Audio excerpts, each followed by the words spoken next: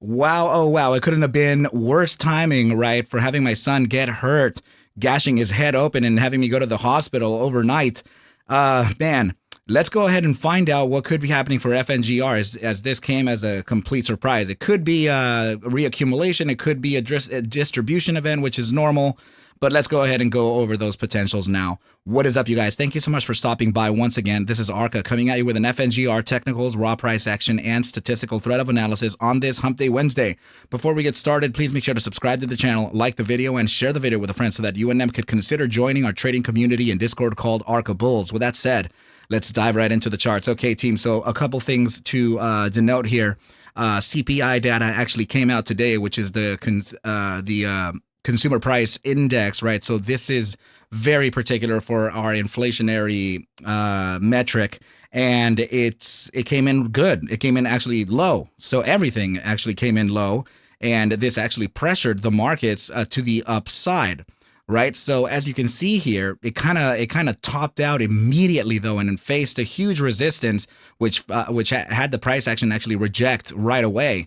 And if I can have you take a look at this, okay? So this is the NDX. This is the NASDAQ 100 index, so the big boy, right? It's worth $15,307 right now. So go ahead and look at FNGR. Look at this, okay? When you type in FNGR right up here, you get to know what index you're built under, right? So this is on the NASDAQ ticker. So naturally, we look at the NDX so that we can see if there's any potential strengths or weaknesses coming in or during the session, right? So what you can see here is that as soon as we started getting this pullback here, take a look at see how the cursor, this vertical line here, the little dotted line, it's meeting on both ends of the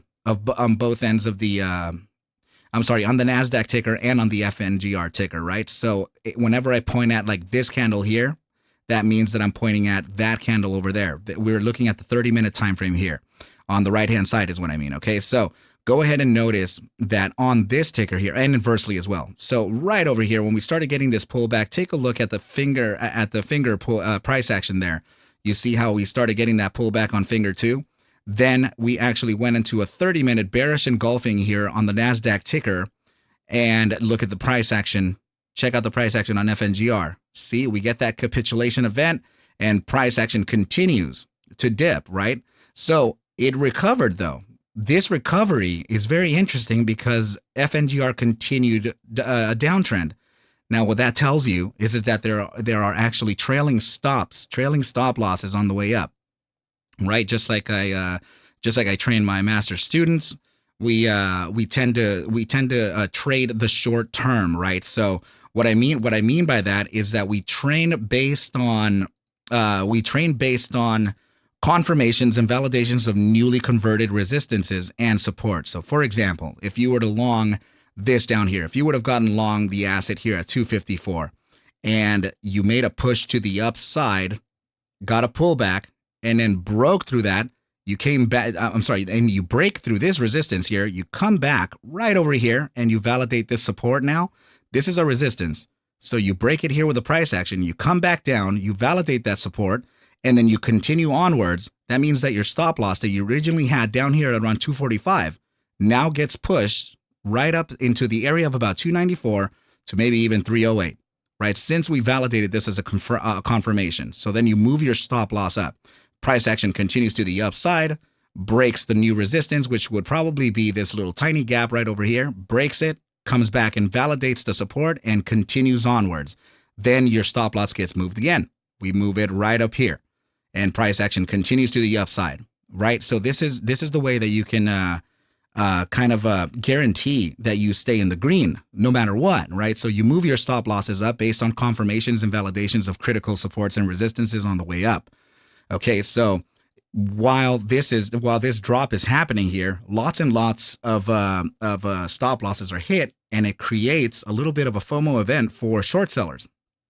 And the reason I can tell you that is because if we can take a look right over here, we can type in FNGR and pull up the as a new chart. Sorry, let's go ahead and do that. I'm going to show you something interesting. Okay, so we search here FNGR, and you can see here TradingView with the full premium subscription and all the live data gets you FINRA short volume. So this is short sale volume, and So, of course, this is going to tell us that we are only looking at the intervals of daily, weekly, and monthly for this symbol, right? So let's go ahead and zoom in. Let's put it on logarithmic, of course, and zoom into the price action for today. So you can see here that this is Monday and this is Tuesday. So you can see that there's a clear, we are massively building short volume, right? So this is not necessarily a bad thing. It could just say that we're presently having some people hedge against their long positions, so they bet on the downside as well, which is a very normal thing, right? But yeah, over the last, I would say, let's see, since Monday the 3rd, there's an increase of short volume here, and when you're facing pressures to the upside, as a short seller, you're probably averaging up as much as you can, just like you would if you were long, and going to the downside, you're averaging down as you move down, right? So it's not to say that that's the best thing to do, but it's apparent that could be happening here. Okay, so let's go ahead and pull up another perspective here, which is I'm really upset that I was not able to stream today, team. I ended up going to sleep at around 5 a.m. As my son fell asleep at 4:30 after getting his head de-gashed, right? He gashed his head while running, my 3-year-old, and the rest is history. But this is the reason why I'm saying this. Please take a look at this, right? So this is for the new the new algos that we're going to be releasing. If we were paying attention today, then we would have gotten that very, very significant short right at the opening of this candle here at 7:01. So this candle here printed 30-minute candle. This is immediate short-term time frame. And we got that short signal on this thing. Remember, we were going off of this by yesterday's signal down here on the long, right? So we ended up pushing to the upside, even still reached around 716, 717 in some brokers, and the price action rejected immediately. Okay, so this is a very curious. Remember that we updated the algorithms for these for the momentum based indicators and for the trend based indicators within the ARQ set, right? So yeah, we ended up getting a very interesting short signal here right at the top, and this thing just capitulated, right? So yeah, it's proving it's forward testing. What I'm doing right now is forward testing with you. This is why I'm showing pre-orders. This is why I'm showing more info, and it's just to see how accurate this the strategy has been thus far, and it's showing pretty good worth.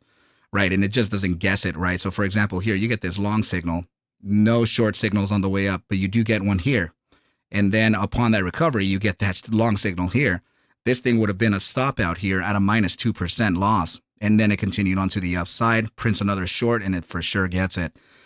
So, yeah, that's for that team. Go ahead and get in touch with either Ike or myself at arqindicators@gmail.com for more information. I have a lot of interest in this already, so we'll make sure to reply to everybody accordingly.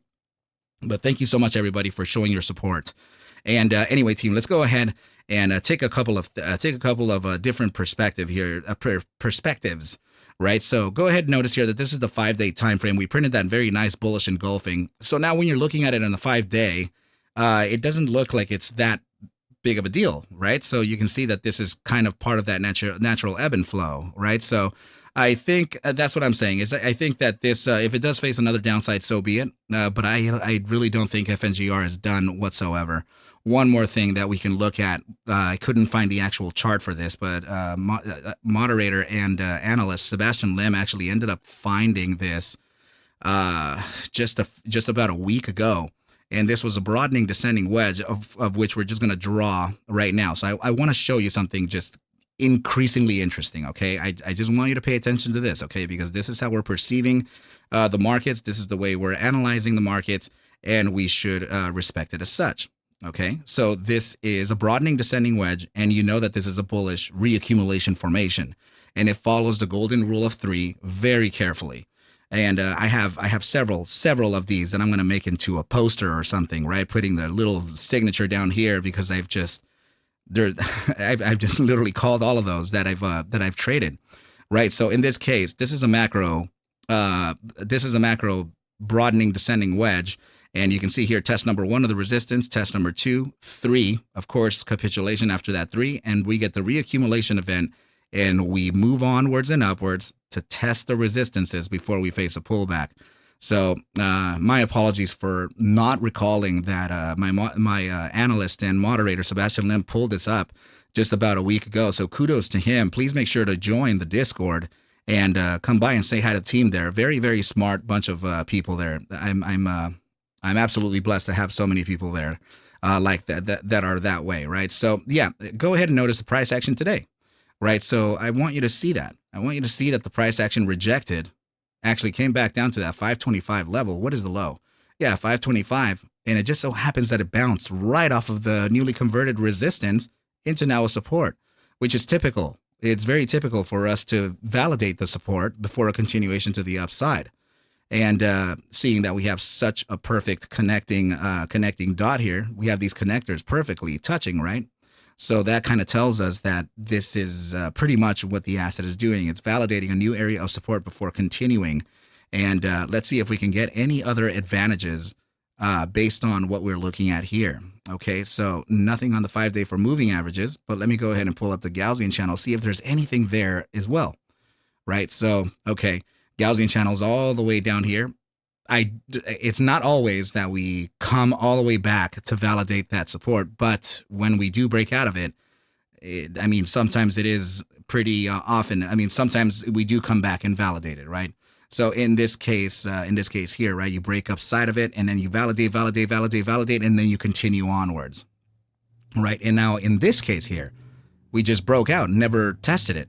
And we just went on, right? So that's what I mean, that it doesn't happen all the time. See, this one here breaks out, comes back for the test and continues. Doesn't happen always, and it's not consistent for it to come back and test, but I can say that it's better that it does so that it can validate an area of support, right? So now let's pull up the weekly Gaussian band. So this was the breakout here, and then this candle here almost came back to support it. Let me see the biweekly. Okay, so, wow, that very, very interesting that we're looking at this. I'm so happy that we are. Okay, so, right, so this is, what was the top side here? 717 from today, right? So, or 716. So, yeah, take a look at this. The top side of the band was tested. That's a resistance. We're knocking at the door of this thing. Okay, so, and it just so happens to be the resistance level to pull price back and validate the newly converted resistance into support. Monthly time frame could have arguably tested the resistance here too. And we're breaking upside of the mean band. So this is macro bullish, team. I'm still looking at it as a higher probability for a continuation to the upside. We're definitely going to have to take a look at a couple other things though. Here's the next thing that you want to know. Okay, so formation theory here, 15-minute time frame, dead cat bounce. Okay, this is a dead cat here.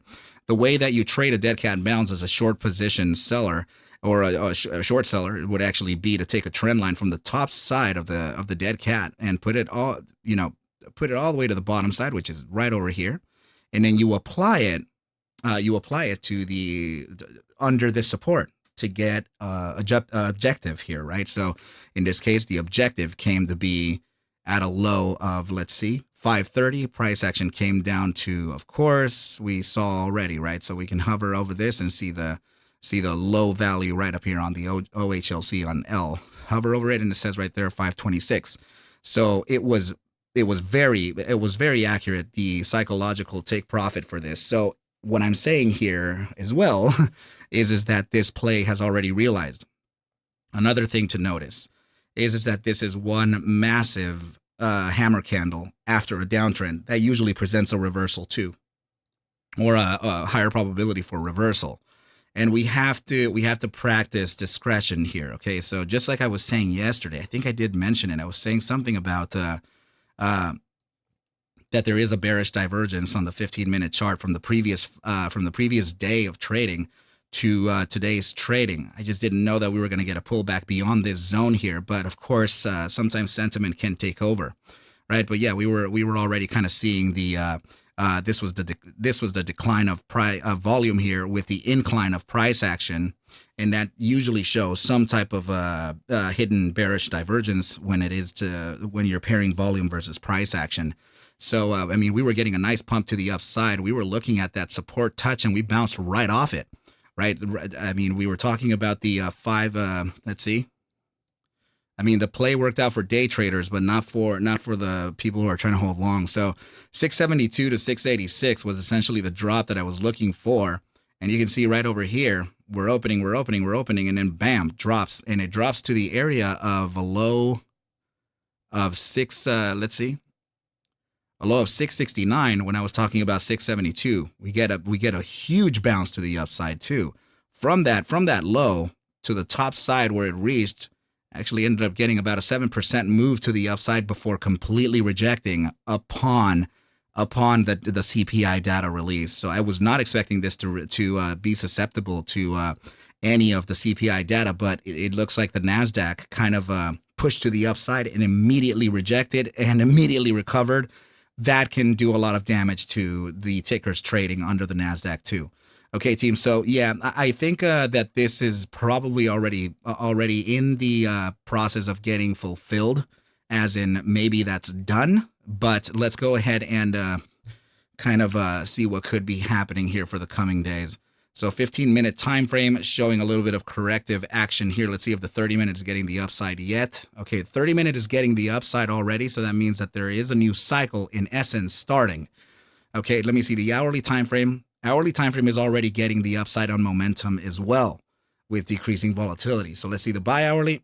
Buy hourly is still showing the downside.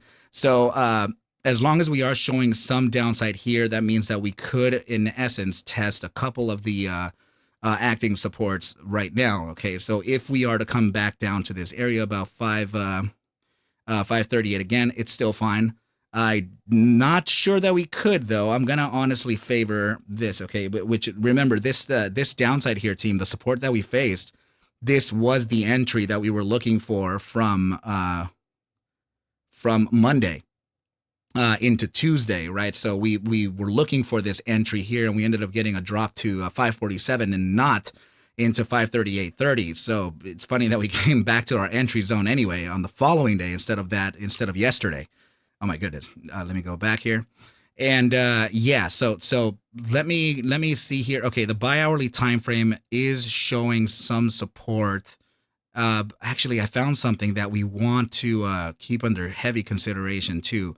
First of all, yeah, over here 454 is another critical area of support, but that is I don't see that reaching down there.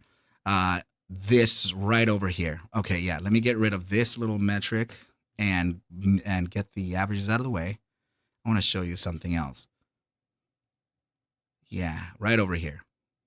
Okay, so there could be a bounce at this little gap here.